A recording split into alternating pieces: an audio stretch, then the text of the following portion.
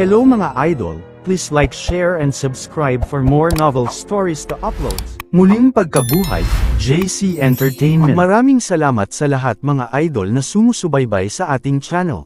Please subscribe to our YouTube and Facebook channel, JC Entertainment. Maraming salamat po. Kabanata 2471. Yu Ernyang. Nagliliyab na apoy ng langit na butiki. Gaano ito kalakas? Tanong ni Jiang Chen. Wala kang anumang karapatan na magsalita sa harap nito. Pamantong hininga ang nasa katanghaliang gulang na lalaki at binigyan si Jiang Chen ng isang sulyap na puno ng pang-aalipusta. Agad siyang tumalikod at umalis sa lugar na para bang natatakot siyang habulin ng naglalagablab na Flame Heavenly Lizard. Sunod-sunod na grupo ng mga tao ang dumating pagkatapos, mga 10 grupo. Bawat isa sa kanila ay malakas, at mayroong 4 na eksperto sa late Heavenly God Realm. Gayunpaman, lahat sila ay mukhang solemn na at nagmamadaling umalis sa lugar. Maaaring hindi ganoon kadali ang pagdaan sa mamban na kagubatan na ito. Umalis din muna tayo, baka mapahamak din tayo. Hinding-hindi gagawa si Shizin ng isang bagay na hindi niya pinagtitiwalaan. Sa pagkakataong ito, binigyan niya ng tingin si Jiang Chen para hanapin ang kanyang opinyon. Pakikinggan ko ang iyong mungkahi. Nakangiting sabi ni Jiang Chen dahil pamilyar na pamilyar si Shizin sa Tianqi Mountain Range na ito. Bagamat ang lakas ng kanyang labanan ay bahagyang mas malakas kaysa kay Shizin, siya ay baguhan pa rin sa mga tuntunin ng karanasan sa pagtawid sa bulubundukin. Wala siyang alam sa mga delikadong sitwasyon dito. Ang mga taong desperadong tumatakbo at tumatakas mula sa kagubatan ay iniwan si Jiang Chen at ang iba pa. Nararamdaman din ni Jiang Chen ang isang napakalakas na aura na papalapit sa kanila. Ang aura ay napakalaki at nahulaan niya na ito ay mula sa isang half-step Divine King Realm expert.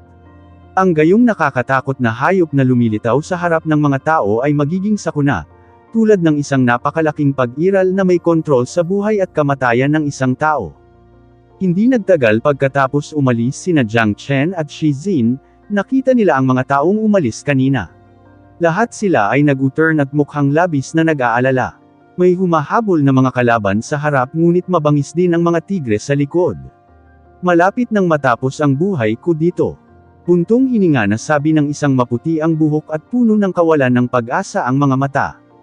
Guys, kayo ba? Tumingin si Shizin sa mga tumatakas at nagulat. Natatakot siyang hindi magiging madali ang paglalakbay na ito sa pagkakataong ito. Ito ang 3-head dragon ng 8 lineages Silver River, at halatang hahabulin tayo nito pabalik. Tama iyan. Ikakasal na ang young master ng Baimay Silver River.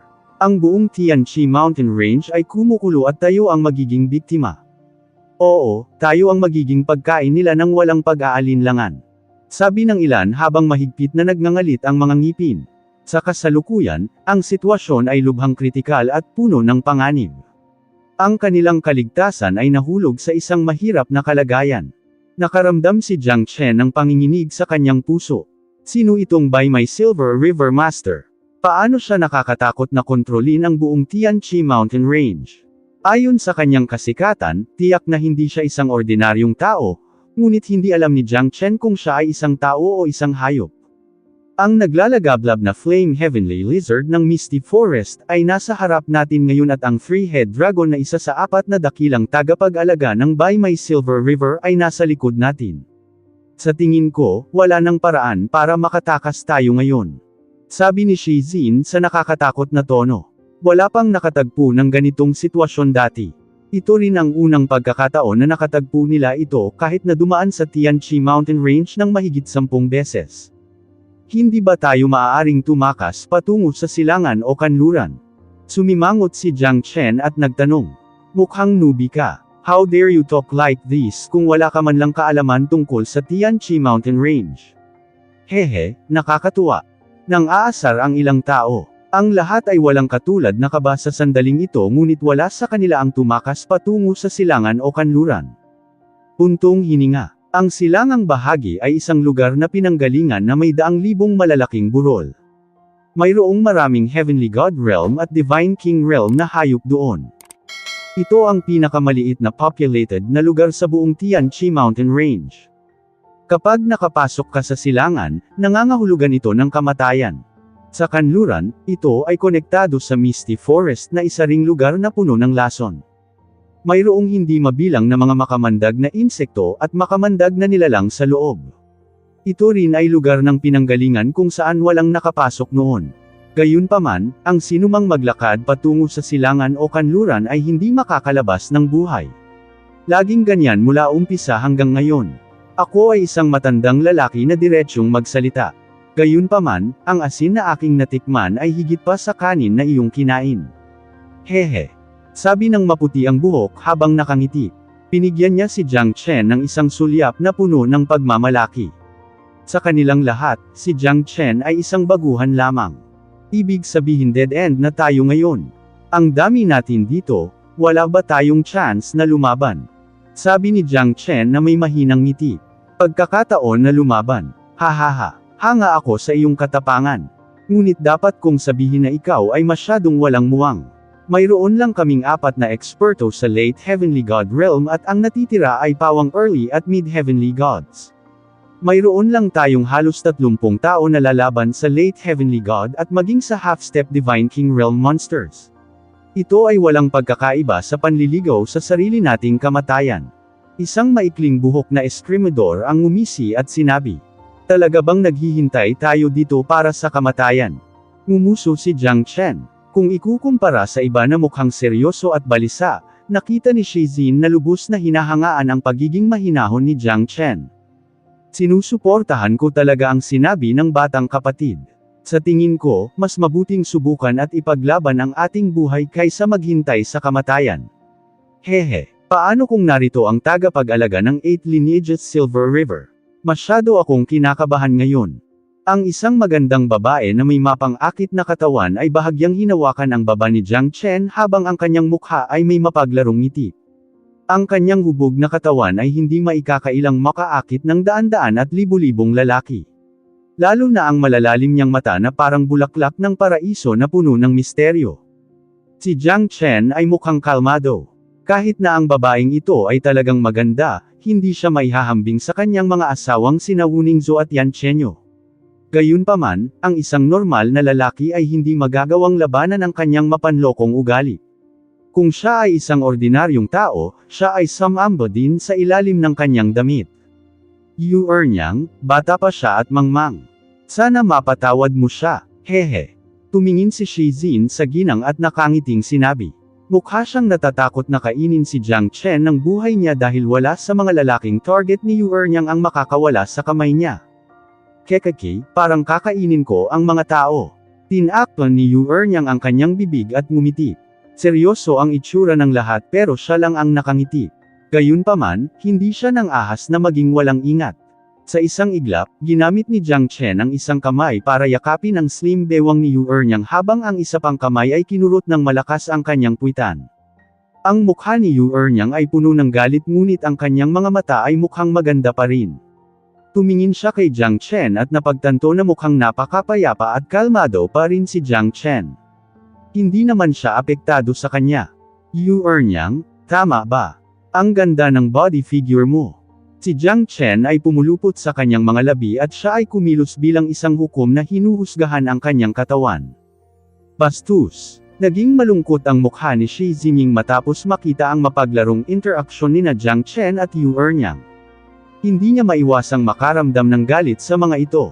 Sila ay walang kahihiyan na gumawa ng isang bagay na tulad nito sa ilalim ng mga mata ng publiko.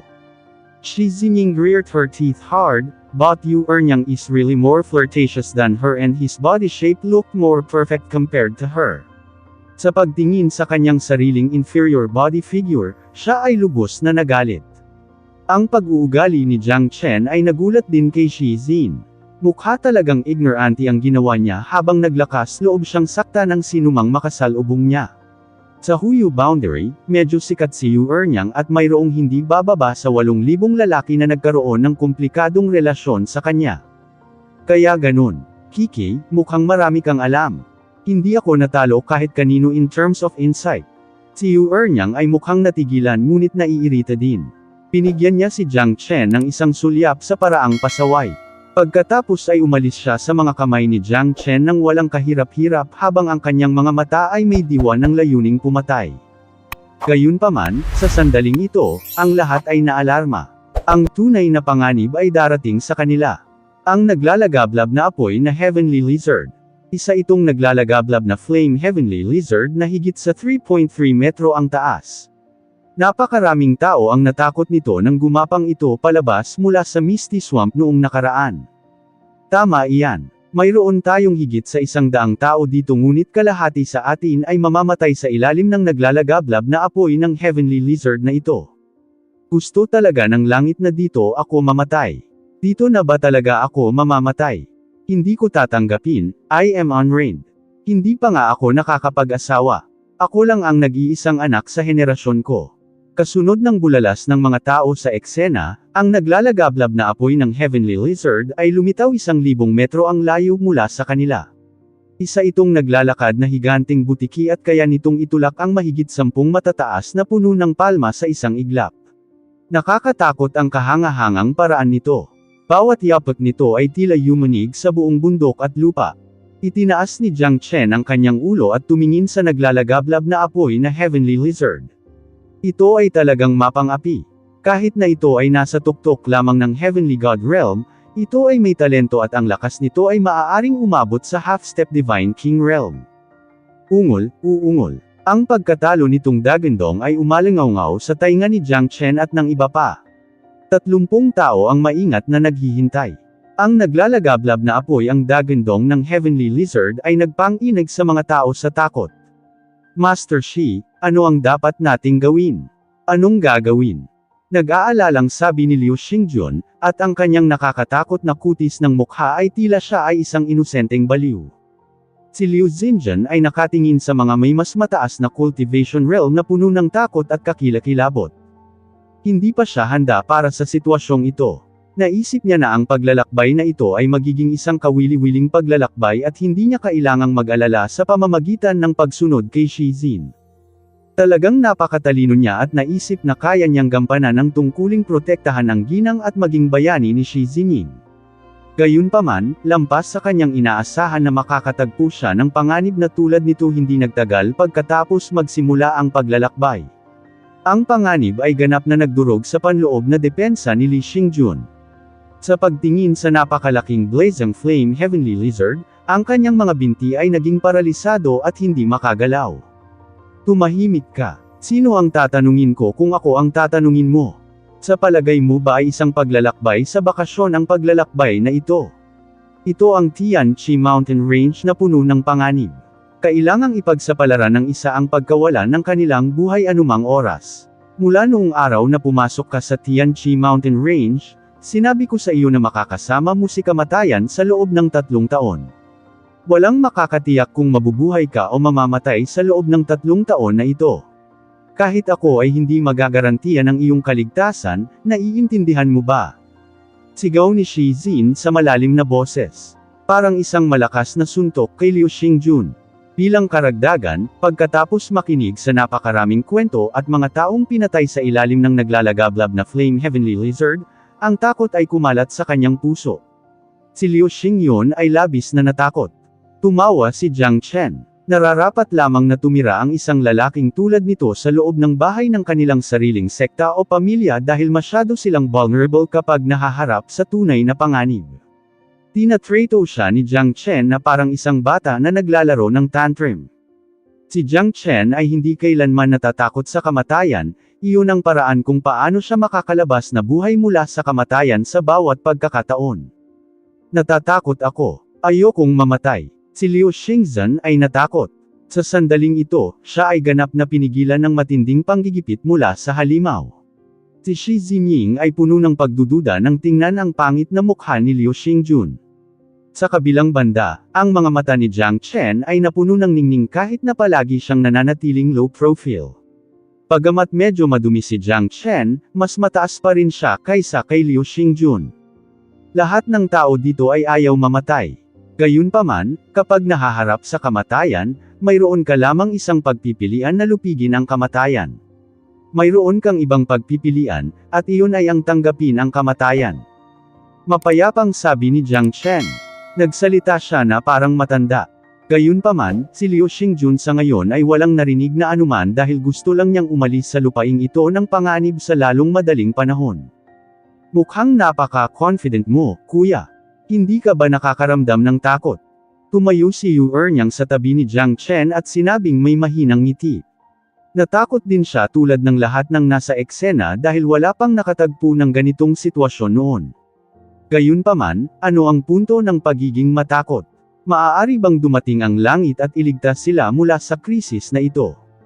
Hindi, sarili mo lang ang maaasahan mo dahil sarili mo lang ang meron ka.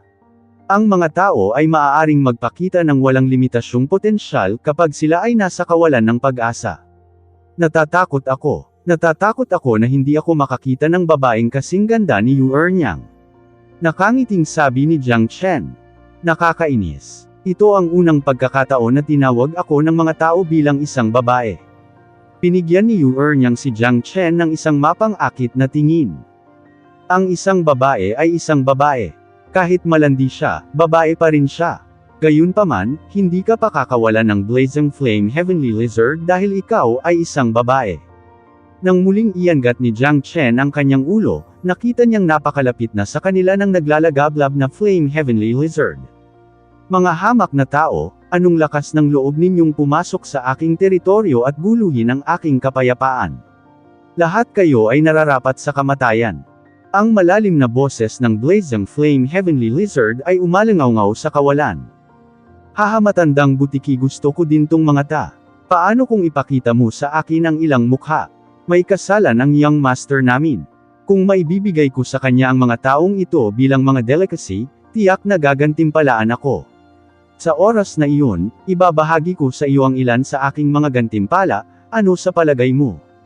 Nagulat ang lahat dahil may isa pang walang kapantay na eksperto dito. Earthly Fire Three-Headed Dragon. Sa tingin mo ba makakalaban mo ako? Bilang isa sa 4 na mahusay na tagapag-alaga ng 8 lineages Silver River, ang Earthly Fire Three-Headed Dragon ay medyo sikat sa buong Tianqi Mountain Range. Hindi para sabihing maaari silang magwalas sa buong hanay ng bundok, ngunit hanggat pinag-uusapan ng mga tao ang tungkol sa 8 lineages Silver River, ang mga hayop at mga tao ay magpapakita ng paggalang sa kanila. Napakabihirang makakita ng mga halimaw o tao na pasimpleng dumarating sa 8 lineages Silver River.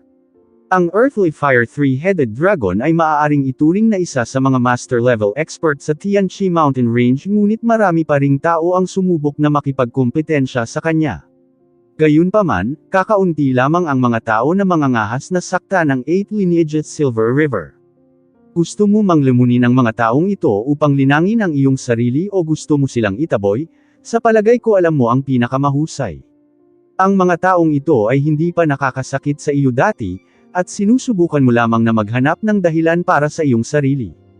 Bigyan mo ako ng pabor at ibigay mo sila sa akin, tiyak na matutuwa ang aking Panginoon. Sabi ng Earthly Fire Three-Headed Dragon na may mahinang ngiti habang mukhang mayabang. Wala talaga siyang pakialam sa naglalagablab na Flame Heavenly Lizard na ito. Isang hanggal na nagsasalita sa kanyang panaginip. Nairita ang naglalagablab na Flame Heavenly Lizard. Ang Earthly Fire Three-Headed Dragon ay kumilos na parang nagbubuntong hininga at sinabi sa mahinang boses, hehe, parang hindi maiiwasan ang labanan. Maraming mga hayop sa Heavenly God Realm sa hanay ng bundok. Gayunpaman, ang pagiging isa sa mga pinakadakilang tagapag-alaga ng 8 lineages Silver River ay nagpakita na ang Earthly Fire Three-Headed Dragon ay dapat na napakalakas. Ang ordinaryong half-step Heavenly Gods ay hindi makakaharap sa kanya. Kaya naman pala siya naging mayabang at ligaw. Maaaring kainin ng Earthly Fire Three-Headed Dragon at Blazing Flame Heavenly Lizard si Jiang Chen at ang iba pa. Hindi na nila kailangan pang habulin. Mukhang naging biktima tayo. Nagkibit balikat si Yu Ernyang at sinabing, mukha pa rin siyang kaakit-akit sa kabila ng kasalukuyang krisis. Laging mahirap para sa mga lalaki na ilayo ang kanilang tingin sa kanyang mukha. Ang kanyang malalalim na bilugan na mga mata at kurbadang katawan ay nakakuha ng atensyon ng lahat. Kuya, paano kung ihatid na kita para tumakas mamaya? Kapag nagsimulang mag-away ang dalawang halimaw na ito, magsisimula na tayong tumakas. Dapat may pagkakataon para makatakas tayo sa kamalasan. Ginamit ni Yu Ernyang ang kanyang mga daliri para hawakan si Jiang Chen. Paano kung kainin mo ako? Umiling si Jiang Chen. Dalawang aso ang nagsusumika para sa isang buto, at ang ikatlo ay tumatakas kasama nito. Kailangang umatras ng isa sa kanila kung pareho silang mag-aaway na kainin kami. Kung hindi, pareho silang masasaktan. Sabi ng short-haired swordsman, ang kanyang mga mata ay nagbigay ng ningning sa ningning. Naghahanap din sila ng mga pagkakataon. Kapag nagkaroon sila ng pagkakataon, agad silang tatakas. Ito ay isang hindi katanggap-tanggap na bagay na kainin ng mga hayop. Gayunpaman, walang imposible sa ilalim ng batas ng gubat. Magbigay ka ng pagkakataon mamaya. Pagamat wala pang aksyon ang mga tao dito, ito ay dahil naghihintay sila ng pagkakataon, kung hindi, dito lang tayo mamamatay. Sabi ni Shi Jin sa malalim na boses. Sina Shi Jinying, Liu Xingjun at ang iba pa ay sabay-sabay na tumango. Si Liu Xingjun ay napuno ng takot sa kamatayan at ang kanyang puso ay tuluyan ng gumuho. Tahimik na tumingin si Jiang Chen sa dalawang naglalakihang hayop. Ang nakakatakot na Earthly Fire Three-Headed Dragon ay napakalaki at mayroon siyang 3 ulo sa Asher Green na kulay. May naglalagablab na apoy sa pagitan ng kanyang noo, at iyon ang dahilan kung bakit siya tinawag na Earthly Fire Three-Headed Dragon. Ang pinaka-nakakatakot na bahagi ng Earthly Fire Three-Headed Dragon ay ang kanyang Beast Fire, Earthy Fire. Ang apoy ng hayop na ito ay medyo nakakatakot. Bagamat hindi ito maihahambing sa 5 Elemental True Fire ni Jiang Chen, ito ay pambihirang nakakatakot sa iba pang mga apoy.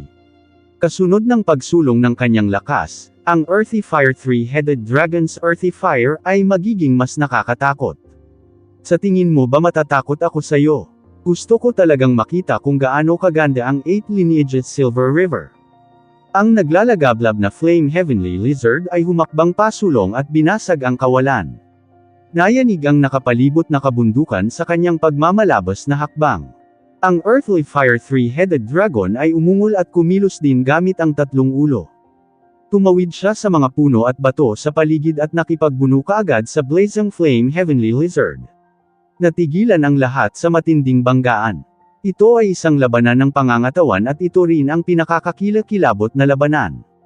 Para sa mga hayop, mahilig silang lumaban gamit ang kanilang katawan at tingnan kung sino ang nanalo sa dulo. Ito ang tuntunin ng labanan sa pagitan ng mga hayop. Kakalabanin nila ang lakas at pangangatawan nila. Siyempre, pareho silang hindi magpapakita ng anumang tanda ng kababaan sa labanang ito. Sa ngayon, gustong kunin ng ilang tao ang pagkakataong tumakas ngunit ang Earthly Fire Three-Headed Dragon at Blazing Flame Heavenly Lizard ay hindi papayag na mangyari ito. Papatayin kita kung maglakas loob kang lumabas sa battle zone na ito. Ang naglalagablab na Flame Heavenly Lizard ay naitaboy ng Earthly Fire Three-Headed Dragon's attack, na ikinamatay ng 4 na tao sa proseso. Sa sandaling ito, ang lahat ay natigilan at tumigil sa paggalaw. Sa pagtingin sa madugong eksenang ito, si Liu Xingjun ay ganap na nabigla. Ang buhay ay naging napakarupok sa sandaling ito.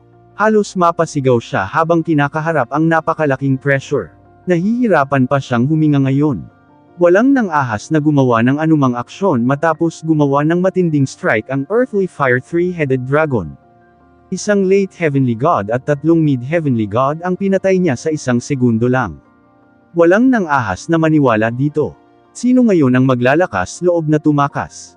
Gumuhit ng bilog sa lupa bilang isang bilangguan. Ang naglalagablab na apoy Heavenly Lizard ay hindi kinuha ang kanyang pagkakataon na salakayin ang Earthly Fire Three-Headed Dragon sa sandaling ito. Dahil naiintindihan niya na kung hindi sila magpakita ng ilang tunay na kulay sa tao, tiyak na sasamantalahin nila ang pagkakataong tumakas sa kanilang labanan. Ang naglalagablab na apoy na Heavenly Lizard at Earthly Fire Three-Headed Dragon ay hindi tanga. Ang dahilan kung bakit sila nag-away ay dahil sa mga taong ito, syempre hindi nila hahayaang tumakas. Si Jiang Chen ay hindi gumagalaw mula pa noong una. Pumalik din ang lahat sa kanilang kinaroroonan ng dahan-dahan at mas nakakatakot ang ekspresyon ng mukha nila ngayon. Ang katalinuhan ng mga hayop ay hindi mas mababa kaysa sa katalinuhan ng mga tao. Walang makakatakas dito. Ang lahat, lalo na si Liu Xingjun, ay nakaramdam ng matinding panlulumo dahil nakakatakot na harapin ang kamatayan. Ang higit na nakakatakot kaysa sa kamatayan ay ang pagdurusa sa paghihintay sa kamatayan ng walang ginagawa. Ang maaari nating abangan ay hintayin ang dalawang iyon na masugitan ng husto sa kanilang labanan. That would be the best timing for us, not to run away but fight them with our utmost effort.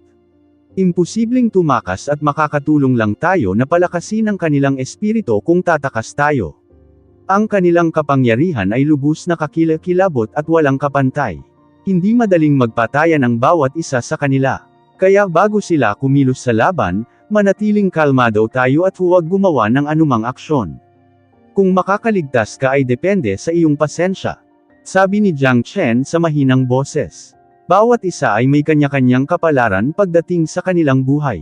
Ayaw niyang gumawa ng anumang pagbabago dahil hindi siya isang tagapagligtas. Ang mabuhay ay isang pagkakataon habang ang kamatayan ay isa ring paraan ng muling pagsilang. Ang mga salita ni Jiang Chen ay tila makatwiran at karamihan sa kanila ay bahagyang tumango.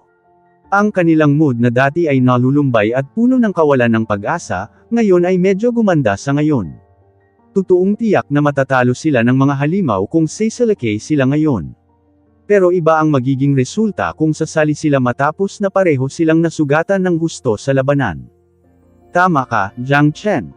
Masyado na tayong nababalisa. Hindi pa angkop na oras para mag-strike, sabi ni Shi Jin sa mahinang boses. Sa sandaling ito, ang Earthly Fire Three-Head Dragon ay naghihigpit sa kanyang sarili. Labis siyang kumpiyansa at nakipag-away muli sa Blazing Flame Heavenly Lizard. Ang kanilang hindi pangkaraniwang malalakas na katawan ay bumangga sa isang malakas, nakakatakot na putok. Maging si Jiang Chen ay naawa sa sakit na dinaranas ng dalawang dambuhalang halimaw. Mga eksperto lang sila ng Heavenly God Realm, pero mas malakas pa sila kaysa Half-Step Divine Kings. Oo, karamihan sa atin ay magkakasamang ililibing kung sasali tayo ngayon. Mas mabuting maghintay na lang tayo at tingnan. Napakagandang pag-iisip, ngunit hindi namin alam kung gagana ito. Magtrabaho man ito o hindi, iyon na ang ating huling pagkakataon. Kapag nagsusumikap para mabuhay, ang potensyal ng lahat ay walang katapusan at walang hangganan. Masyado kang napakatalino at kaibig-ibig. Marahang hinawakan ni Yu Ernyang ang balikat ni Jiang Chen at nakangiting sinabi. Ginagamit yan para ilarawan ng isang babae. Mas gusto kong tawagin mo akong makapangyarihan at mabigat. Sa pagharap sa panghihikayat ni Yu Ernyang, sumagot si Jiang Chen nang hindi lumilingon. Sa lahat ng early heavenly gods, si Jiang Chen ang tanging kalmado at composed all along. Kung ikukumpara sa iba, siya ay namumukod tangi lamang at walang sinuman sa kanila ang makakapantay sa kanya sa lakas. Nahiyang iyangat ni Liu Xingjun ang kanyang ulo. Takot siyang mamatay. Kaya ninais na lang niyang lisanin ang lugar na ito ng buhay at hindi na siya makakabalik pa rito. Hahaha, how dare you bumusina dito? Nakakainis ka, kanais-nais pa. Umajijak si Yu Ernyang at tumingin kay Jiang Chen na may malabong tingin. Ang mabuhay o mamatay ay nasa sarili kong mga kamay. Inilahad ni Jiang Chen ang kanyang kamay. Dahil sa kanyang pagtitiwala at paglilibang, bahagyang nagulat si Yu Ernyang. Kahit na siya ay maaaring patayin lamang siya sa isang suntok, ngunit hindi niya inaasahan na maaari pa rin itong magmukhang kalmado at kalmado. Ang mga bagong panganak na guya ay hindi natatakot sa mga tigre. Siya ay labis na nagtitiwala kahit na sila ay nasa isang krisis. Sinusubukan lang niyang guluhin siya noong una, ngunit kalaunan ay nakita niyang kawili-wili siya. Kung ikukumpara sa duwag na si Liu Xingjun, ang lalaking ito ay talagang ang pinakamahusay sa mundo. Bawat isa sa kanila ay piniling manahimik dahil ang tanging magagawa na lang nila ngayon ay maghintay. Gayunpaman, maliit lang ang tsansa nilang manalo. Kahit na ang dalawang hayop ay malubhang nasugatan, sila pa rin ang pinakamalakas na eksperto ng Heavenly God Realm. Sino ang huling tatawa? Ito ay nasa kandangan ng mga Diyos. Napagtanto ni Jiang Chen na ang mga ekspresyon ng mukha ng lahat ay nagpapakita ng iba't ibang antas ng pagkabalisa at kaseryosohan. Ito ay isang normal na kababalaghan sa pakikibaka upang mabuhay. Kahit na si Yu Ernyang, na dati ay bumabati sa lahat ng may ngiti at kalmado sa lahat ng oras, ay nahuli sa balisang pag-iisip. Samantala, medyo mahinahon at mahinahon si Shi Jin. Siya ay naranasan at nahatak sa hindi mabilang na mga krisis. Ang duwag na si Liu Xingjun ay hindi kailanman makakasama sa kanya. Guys, huwag mo akong sisihin kung mamamatay talaga kayo dito. Sinulyapan ni Shizin si Jiang Chen at sinabi sa mahinang boses, at may mapanglo na ekspresyon. Kuya Shi, masyado kang nag-aalala. Umiling si Jiang Chen. Kung maaari, mangyaring gawin ang lahat ng iyong makakaya upang maprotektahan ang mga batang ito. Iba ka sa kanila. Seryosong sabi ni Shizin. Natahimik sandali si Jiang Chen. Napagtanto niya na si Shizin ay nakakuha ng isang uri ng tiwala sa kanya sa pamamagitan ng pagpapahalaga sa kanyang sarili sa paggawa nito. First time nilang pumunta dito, and this might be their last time din. Mahaba ang panahon ngunit maikli ang buhay. Minsan ang oras ay lumilipas lang sa isang kisap mata. Magpapasalamat ako kung mabibigyan pa sila ng Diyos ng isa pang pagkakataon. Ang aking pamangkin ay ang nag-iisang anak sa Shilan Escort at ang kanyang ama ay nakatagpo ng panganib sa Tianqi Mountain Range na ito, ngunit wala akong magagawa sa panahong iyon. Huminga ng malalim si Shizin. Tila siya ay pinahihirapan ng pagkakasala at pagsisisi. Ramdam ni Jiang Chen na nahihirapan siya. Si Shizin ay napuno ng pagkakasala at kahihiyan sa kanyang nakatatandang kapatid, at hindi niya nais na sundin ng kanyang pamangkin ang mga yapak ng kanyang ama. Kahit medyo masungit at willful siya, good girl pa rin siya. Ang dahilan kung bakit siya tumuntong sa lupaing ito ay dahil nangungulila siya sa kanyang ama. 3 taon na siyang nagmamakaawa sa akin bago ako nangako sa kanya na babalik siya rito. Damang-dama ni Jiang Chen ang nakakaawa at malungkot na karanasan ni Shizin. Siya ay hindi isang taong may damdamin, ngunit hindi niya nagawang manatiling hindi natinag sa panunood nito. Kung hindi ako nagkakamali, ang Twin Dragon Leopards ay tuluyan ng nawala sa mundo. Sinabi ni Shizin sa mahinang boses at binigyan ng malalim na tingin si Jiang Chen. Susubukan ko ang aking makakaya. Tumango si Jiang Chen. Sa sandaling ito, ang labanan sa pagitan ng Blazing Flame Heavenly Lizard at Earthly Fire Three-Head Dragon ay nagiging lubhang matindi at walang sinuman sa kanila ang handang sumuko sa pakikipagkompetensya para sa biktima. Walang sinuman ang makapipigil sa naglalagablab na apoy ng langit na lizard na nagpatunay na sila ay ganap na magkatulad sa lakas. Ang buong katawan ng Blazing Flame Heavenly Lizard ay nagniningas na pula na parang lava. Ang kanyang katawan ay matigas at malakas na parang bakal at bakal. Hinawakan niya ng mahigpit ang buntot ng Earthly Fire Three-Head Dragon sa kanyang matutulis na kuko at nagkasalikop. Umakyat sa langit ang nakakabingi at nakakadurog na dagandong ng Blazing Flame Heavenly Lizard. Pareho silang nagpupumiglas at sumasabog sa galit. Kahit na sobrang lakas nila, wala pa rin silang panlaban sa atake ng isa't isa, duguan at binugbog. Pinaramdam nito sa mga manunood na kumukulo at madamdamin ang kanilang dugo. Ang naglalagablab na apoy na Heavenly Lizard ay umungal at kinagat ang buntot ng Earthly Fire Three-Head Dragon. Ang katawan ng berdeng ligaw na dragon ay natangay sa kalangitan, at gamulong sa hangin.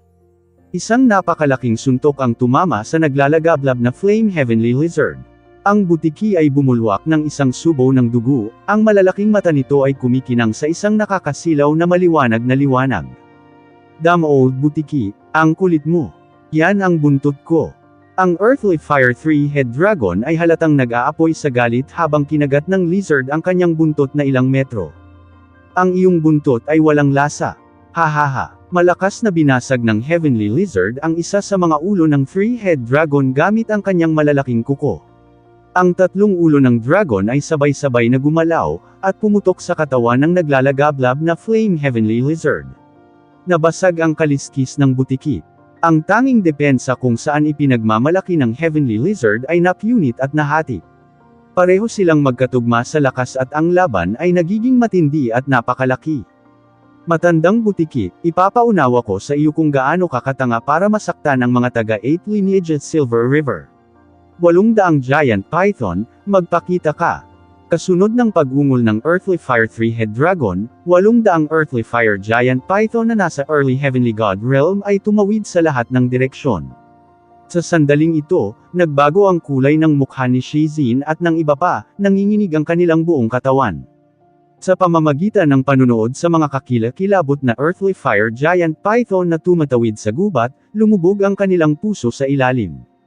Ang Earthly Fire Three-Head Dragon ay talagang nakakatakot. Sa hudyat, biglang lumitaw ang 800 higanteng sawa. Dahil sa ganitong uri ng makapangyarihang lineup, napatulala at natigilan si Shizin at ang iba pa. Ngayon ay naiintindihan na nila kung bakit ang mga tao mula sa 8 lineage at Silver River ay mapang-api. Ang Earthly Fire 3-Head Dragon ay hindi kapani-pani walang kakilakilabot kahit na ito ay isinasaalang-alang lamang bilang pinakamababang ranggo sa 4 na mahusay na tagapag-alaga sa 8 lineage at Silver River. Hindi nila maisip kung gaano kakilakilabot at kalakas ang lakas ng 8 lineage at Silver River. Parang may nakatingin sa akin. Sumimangot si Jiang Chen at may bahid ng kaseryosohan sa pagitan ng kanyang mga kilay. Ito ang dahilan kung bakit pinili niyang itago ang kanyang tunay na lakas. Sigurado siyang may nagtatago sa dilim na hindi kilalang pagkakakilanlan. Ang mga huwad na kaibigan ay mas masahol pa sa mapait na kaaway. Hindi naging mahirap para sa kanya ang umalis dito. Kahit na magiging mahirap para sa kanya na talunin ang Earthly Fire 3-Headed Dragon, hindi ito imposible. Gayunpaman, nag-aalala siya sa mga taong nagtatago sa dilim at nagtaka kung ano ang hawak ng taong iyon. Sa sandaling ito, isang mahaba, malamig at madilim na anino ang tumayo sa tuktok. Tahimik na pinagmamasdan ng tao ang lahat ng ito at may bakas ng banayad ng ngiti na nagmumula sa kanyang bibig. Siguradong makikilala ni Jiang Chen ang taong ito kapag nakita niya siya. 800 higanteng sawa, haha, mangyaring itigil ang pangangarap. Ano ang magagawa ng mga lalaking ito sa akin? Nakangiting sabi ng naglalagablab na Flame Heavenly Lizard. Tinitingnan niya ang 800 higanteng mga sawa na nanguna sa labanan ng may pang-aalipusta, at ang kanyang mukha ay naging mapait na nanunuya. Sige, ipakita mo lang sa akin kung ano ang mayroon ka ngayon. Ang Earthly Fire 3-Headed Dragon ay malamig na umungol. Ang mga higanteng sawa ay sumugod patungo sa Blazing Flame Heavenly Lizard sa bilis ng kidlat. Nakakamangha ang bawat hakbang ng naglalagablab na Flame Heavenly Lizard. Nasa paanan niya ang buong mundo, at kaya niyang takutin ang universo sa kanyang nakakatakot na kapangyarihan. Natamba niya ang ilang Earthly Fire Giant Python sa isang kisap mata. Gayunpaman, ang mga sawa na ito ay pawang mga Heavenly Gods kung tutuusin kaya ang kanilang lakas ay hindi maaaring maliitin. Sa pagharap sa napakaraming Earthly Fire Giant Python bilang isang kalaban, maging ang Blazing Flame Heavenly Lizard ay walang pagpipilian kundi ang umatras. Ang welga ng Earthly Fire 3-Headed Dragon ay epektibo at matagumpay. Ang bawat sawa ay humihinga ng Deathfire at sila ay napakabangis. Ang Earthly Fire Giant Python ay isa sa mga disipulo ng Earthly Fire 3-Headed Dragon, kaya ang katapatan nito sa 3-Headed Dragon ay hindi mapag-aalinlanganan. Patuloy silang sumugod ng walang anumang takot sa kamatayan, na ipinadama sa nagliliyab na apoy ng langit na lizard ang pang-aapi. Ang Earthly Fire 3-Headed Dragon ay naghahanap ng perpektong pagkakataon. Kapag may napansin siyang mali, tatakbo siya pasulong at bibigyan ng kamatayang suntok ang butiki ng walang kaunting pag-aalinlangan. Ang Blazing Flame Heavenly Lizard ay isang halimaw na nakabatay sa apoy. Gayunpaman, iginagalang pa rin nito ang mga sawa na iyon. Ang Heavenly Lizard ay umungal na kasing lakas ng kulog, ang mga apoy noon ay bumukas, na tinatakpan ang kanyang buong katawan ng madilim na apoy na kakaibang nakakatakot. Ang butiki ay parang bumangon mula sa abo na tumawid sa mga sawa at tinalo ang higit sa 10 sa kanila. Ang ganitong uri ng labis na kapangyarihan ay hindi rin maaaring maliitin.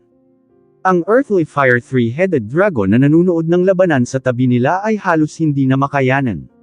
Sa kabutihang palad, nakatagpo siya ng malaking pagkakataon na lumaban sa pamamagitan ng paggamit ng kanyang Fusion of Earthly Fire, na ginagawang ganap na umatras ang naglalagablab na apoy ng langit, kahit na ang Earthly Fire Giant Python ay hindi maikukumpara sa itim na apoy ng Blazing Flame Heavenly Lizard at tiyak na hindi sila magdadala ng malubhang pinsala sa butiki. Sinubukan ng Earthly Fire 3-Headed Dragon ang bawat trick sa libro at naubos ang kanyang kapangyarihan sa sandaling ito.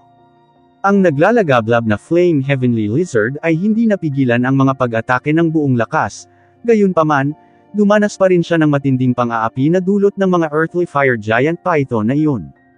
Sa makatuwid, ang naglalagablab na apoy ng langit na lizard ay naitaboy sa ilalim ng malakas na suntok ng Earthly Fire 3-Headed Dragon.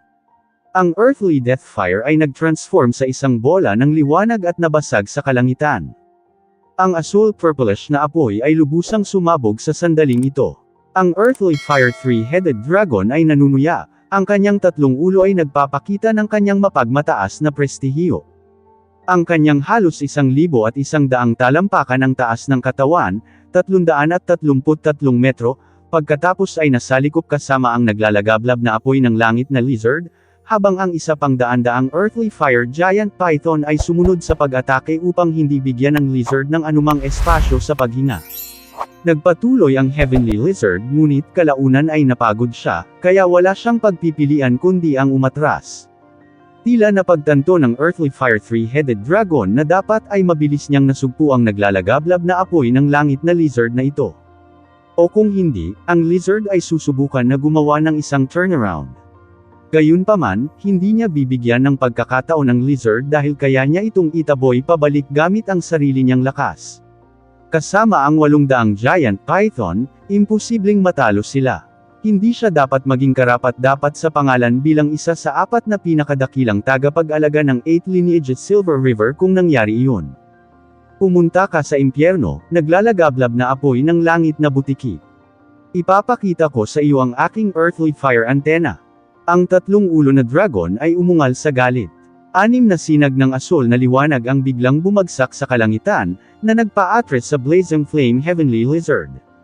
Ang 6 na sinag ng liwanag ay tumagos sa katawan ng Heavenly Lizard, at idinagdag ang pagsalakay ng Giant Python, siya ay nagdusa ng matinding pinsala. Gayunpaman, ang naglalagablab na Flame Heavenly Lizard ay hindi maaaring tretuhin ng basta-basta. Sa pinakakritikal na sandali, pinakawalan niya ang kanyang buong bag ng mga trick at pumunta sa Earthly Fire Three-Headed Dragon. Ang Heavenly Lizard ay nagbuga ng apoy patungo sa isa sa mga ulo ng dragon na may 3 ulo. Ang naglalagablab na apoy ng Heavenly Lizard ay nagliliyab ng mataas at kumalat ng napakalakas. Pinahirapan nito ang Earthly Fire Three-Headed Dragon sa matinding sakit, kaya patuloy siyang umungal. Ang 3 ulo na dragon ay napuno ng galit sa sandaling ito. Gayunpaman, bakas sa kanyang mga mata ang takot at gulat habang patuloy na nag-aapoy ang apoy sa kanyang katawan. Ang isa sa kanyang mga ulo ay muntik nang masunog ng naglalagablab na apoy ng langit na lizard. Matandang butiki, ipaglalaban kita hanggang kamatayan. Ang Earthly Fire Three-Headed Dragon ay walang magawa, at nanginginig sa galit. Naging wild siya at nilabanan ang naglalagablab na Flame Heavenly Lizard sa pamamagitan ng patuloy na pag-atake. Ang naglalagablab na Flame Heavenly Lizard ay malubhang nasugatan sa sunod-sunod na pag-atake, habang ang Earthly Fire Three-Headed Dragon ay nagdurusa rin.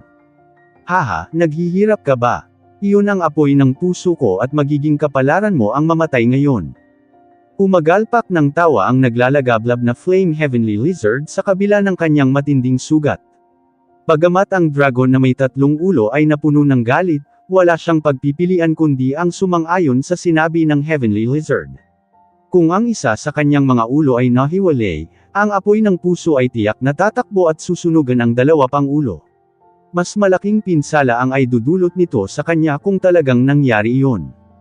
Hinding-hindi kita bibitawan. Ang Earthly Fire Three-Headed Dragon ay napaungol sa sakit at pinutol ang isa sa kanyang mga ulo. Nagulat ang lahat at nanginginig sa takot. Parehong nakakatakot ang Earthly Fire Three-Headed Dragon at ang Blazing Flame Heavenly Lizard, lalo na ang Earthly Fire Three-Headed Dragon.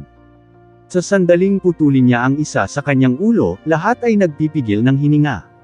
Sa sandaling iyon, sinamantala ng Blazing Flame Heavenly Lizard ang pagkakataong makatakas. Walang makakahabol sa kanya maliban sa Earthly Fire Three-Headed Dragon. Gayunpaman, ang Three-Headed Dragon ay nasa problema din sa sandaling ito. Hinding-hindi kita pababayaan kahit kailangan kong hanapin ang buong Tianchi Mountain Range. Blazing Flame Heavenly Lizard, isinusumpa kong tatanggalin ang iyong litid, balatan ang iyong balat at inumin ang iyong dugo. Ang Earthly Fire Three-Headed Dragon ay umungal habang ang kirot ng sakit ay bumaril sa kanyang katawan, na nagpang-inig sa kanya. Matapos putulin ang isa niyang ulo, tuluyang napigilan ang kanyang lakas. Ang mga taong ito ay hindi dapat tretuhin ng basta-basta. Hindi inaasahan ni Jiang Chen na ang lakas ng isang Heavenly God Realm Beast ay maihahambing sa isang half-step Divine King Realm Expert. Ipinaliwanag nito kung bakit maaaring Panginoon ng mga taong ito ang lugar na ito. Ang isang halimaw na may gayong hindi kapani-paniwalang kapangyarihan ay maihahambing sa isang tao kahit na siya ay isang tunay. Ano pa ang hinihintay mo? Ito na ang huling pagkakataon natin. Sabi ng eskrimador na may maikling buhok na malamig at madilim ang mukha. Ang puting scarf sa kanyang manggas ay hindi malinis at maluwag, na nagmukhang sira-sira. Sa sandaling ito, nanguna siya na may hawak na mahabang espada sa kanyang mga kamay. Kung hindi nila haharapin ang Earthly Fire Three-Headed Dragon, tiyak na magiging alipin sila. Nagising ang lahat sa kanyang sinabi. Sa kabila ng malubhang pinsala sa Earthly Fire Three-Headed Dragon, ang lakas ng 800 Earthly Fire Giant Python na iyon ay labis pa ring nakakatakot. Kahit na ang bawat isa sa kanila ay sapat na malakas upang labanan ang 10 sa kanila, sila ay higit pa rin sa bilang. Halos imposible para sa kanilang grupo na labanan silang lahat dahil sila ay ganap na matatalo ng mga Earthly Fire Giant Python na nagngangalit. Napapaligiran na sila ng daan-daang Earthly Fire Giant Pythons bago nila maabot ang Earthly Fire Three-Headed Dragon. Halos hindi na kayanan ni Liu Xingjun at Shi Zinying ang pag-atake ng isang sawa, talagang nakakaawa. Halatang kulang sila sa karanasan, lalo na sa ganitong uri ng labanan kung saan ang buhay ng isang tao ay nasa linya. Sila ay mga baguhan na walang kakayahang ipagtanggol ang kanilang buhay. Ang pinakamalakas na tao dito ay walang iba kundi ang short-haired swordsman, si Yuan Iyang, at ang puting buhok na matandang lalaki, silang tatlo ay late heavenly gods. Ang iba pang late heavenly gods ay sumugod din patungo sa Earthly Fire Three-Headed Dragon kasama ang iba pang 5 eksperto sa hila. Pinaikit ni Jiang Chen ang kanyang mga mata, ang mga taong iyon ay naghahanap ng mamatay. Kahit na nasugatan ang Earthly Fire Three-Headed Dragon, isa pa rin itong mabangis na hayop, iniisip ba talaga nila na kaya nilang talunin ito? Tunay na hanggal, ang Earthly Fire Three-Headed Dragon ay sumimangot. Pagkatapos ay itinaas nito ang ulo at hinampas ang mga kaaway nito, isang late heavenly god ang agad na natangay sa field. Ang mga lalaking iyon ay mapagpanggap, iniisip na maaari nilang tambangan ang hayop. Hindi, ang late heavenly god na iyon ay lubos na nabigla.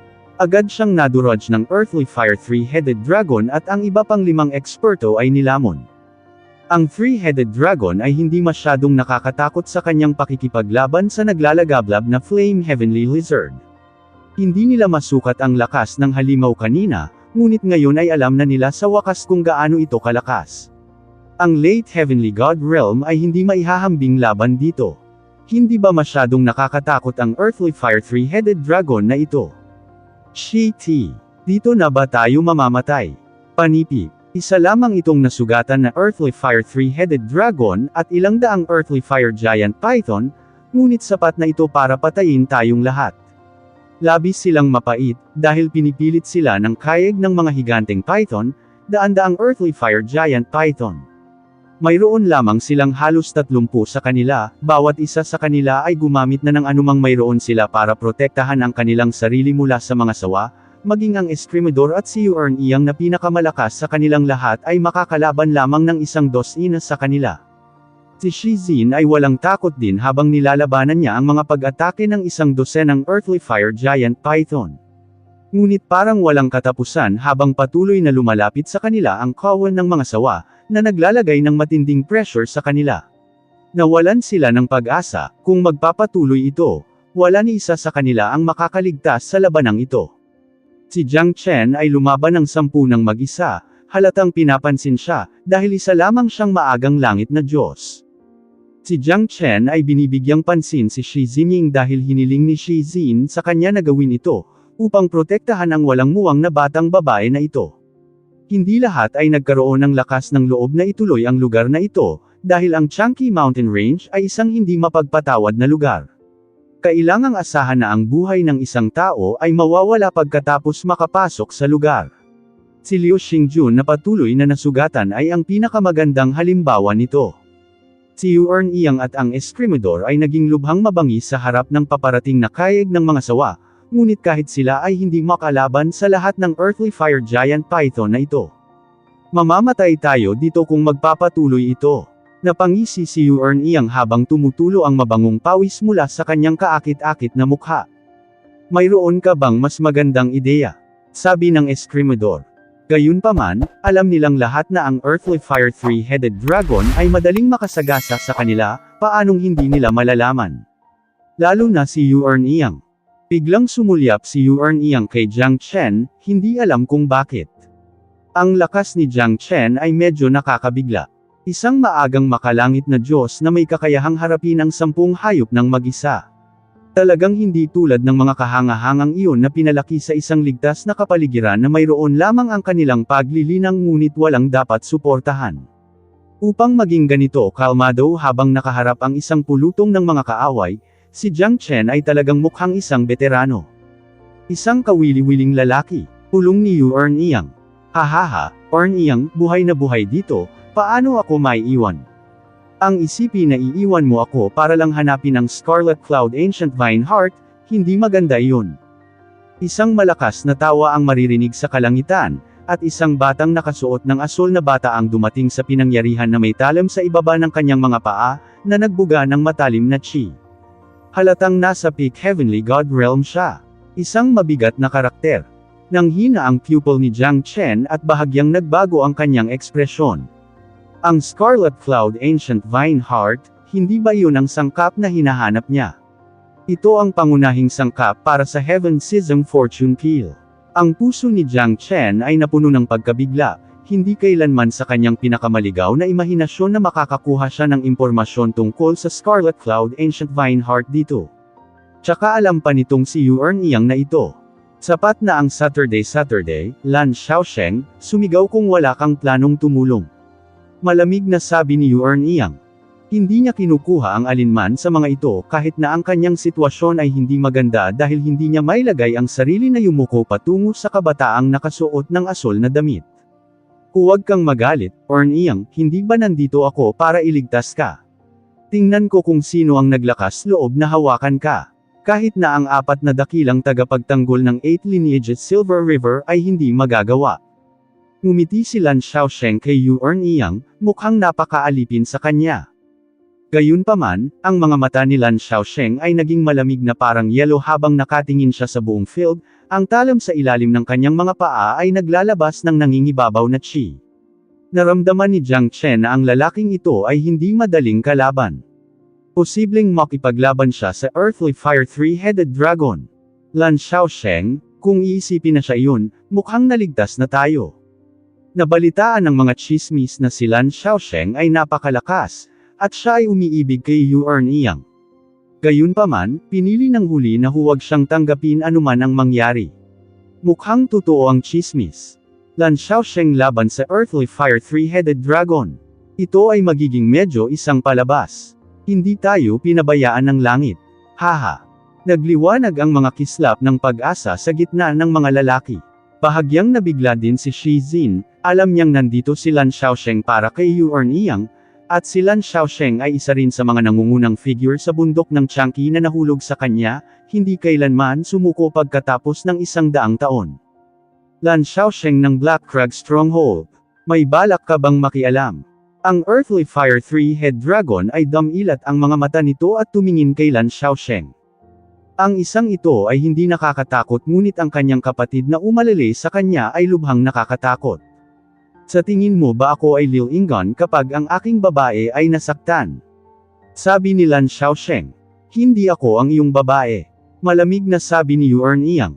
Darating ang araw na iyon. Hehe. Ngumiti si Lan Xiaosheng at lumingon sa Earthly Fire Three-Headed Dragon na may malamig na ekspresyon. Patay ka na kung hindi dahil sa Black Crag Stronghold, Lan Xiaosheng. Sabi ng Earthly Fire Three-Head Dragon. O talaga, tingnan natin kung ano ang magagawa mo laban sa akin. Ngumiti si Jiang Chen. Ang lalaking ito ay medyo mayabang, tulad ko, ngunit kailangan ng isang tao na magkaroon ng lakas upang suportahan ito. Kung minamaliit nitong si Lan Xiaosheng ang kanyang kaaway, matatalo siya sa Earthly Fire Three-Headed Dragon, kahit na nasugatan ito. Anak, ang ngiti mo, hindi ko gusto. Tumingin si Lan Xiaosheng kay Jiang Chen at malamig na sinabi. Hindi rin kita gusto. Nagkibit balikat si Jiang Chen na nakangiti. Nagkatinginan sina Jiang Chen at Lan Xiaosheng. Isang standoff sa pagitan ng Early Heavenly God at Peak Heavenly God. Si Jiang Chen ay hindi nabigla sa kabila ng pagkakaiba sa paglilinang. Malamig na tinitigan ni Lan Xiaosheng si Jiang Chen. Hindi umaatres si Jiang Chen at tumingin ng diretso sa mga mata ni Lan Xiaosheng, naglalabas ng matinding layunin ng pagpatay. Wala akong pakialam na patayin ang kasuklam-suklam na batang ito bago iyon. Pinago ni Lan Xiaosheng ang kanyang pagiging alipin kay Yuan Iyang tungo sa isang malamig at nagyayelo, tulad ng malamig na talim na tumutusok sa puso ni Jiang Chen. Stop trying to make trouble, mas mahina siya sa'yo. Talaga bang yuyuko ka ng napakababa? Lan Xiaosheng, huwag kalimutan na ikaw ang kastelan ng Black Crag Stronghold. Yuan Iyang harumph. Ang kanyang mga salita ng proteksyon para kay Jiang Chen ay tumusok sa tainga ni Lan Xiaosheng. Pagkatapos ay tiningnan niya si Jiang Chen na may mas makapal na hangarin na pumatay, ni minsan ay hindi pinoprotektahan ni Yuan Iyang ang isang tao at isang mahinang tao para magbot. Ang galit ni Lan Xiaosheng ay nag-aalab dahil si Jiang Chen ay naging target ng kanyang puot. Hinabol ni Lan Xiaosheng si Yuan Iyang sa loob ng 100 taon. Ang huli ay hindi kailanman nagpakita ng anumang damdamin sa kanya, ang gayong pagtitiyaga ay kahanga-hanga. At saka, hindi niya pinahintulutang mapalapit siya sa sinumang lalaki, kung mayroon, papatayin niya sila. Ang mga tingin ni Jiang Chen ay naging sobrang lamig din. Mayabang na si Lan Xiaosheng, ngayong pinuprotektahan siya ni Yuan Iyang, nakita na siya ngayon ni Lan Xiaosheng bilang karibal sa pag-ibig. Isang tanga, isang muscle-brained na tanga. Ngumisi si Jiang Chen. Anak, sa tingin mo ba hindi ako maglalakas loob na patayin ka? Umakbang si Lan Xiaosheng at agad na nagpakita sa harap ni Jiang Chen na parang malamig na talim ngunit tumayo si Yuan Iyang sa harap ni Jiang Chen at malamig na sinabi. Maglakas loob ka. Hindi kita bibitawan kung maglakas loob ka. Sa sandaling ito, pinigilan ni Lan Xiaosheng ang kanyang galit, ngunit alam ni Jiang Chen na siya ay pumasok sa listahan ng mga pumatay ng taong ito. Nakakubli sa kanyang malamig na mga mata ang pagpatay na layunin. Ha? Kapuri-puri, ang magtago sa likod ng isang babae. Mapang-uyam na sabi ni Lan Xiaosheng. Si Jiang Chen ay ganap na hindi nabigla. Hihiin niya ang sarili niya kung kikilos siya laban sa gayong kalaban. Magiging kalaban na naman siya ng publiko kung talagang gagawin niya iyon. Para maging ganito kabaliw ang taong iyon sa isang solong babae, makikita ng isa kung gaano kamakasarili ang tao, at hindi man lang interesado si Yuan Iyang sa kanya. Lan Xiaosheng, talagang walang hiya ka. Haha, to think this is the girl who's caught your heart for 100 years. Nakita ko na ang lahat ngayon, ngunit paano kung nahuli ko ang iyong babae? Hihihi, anong gagawin mo?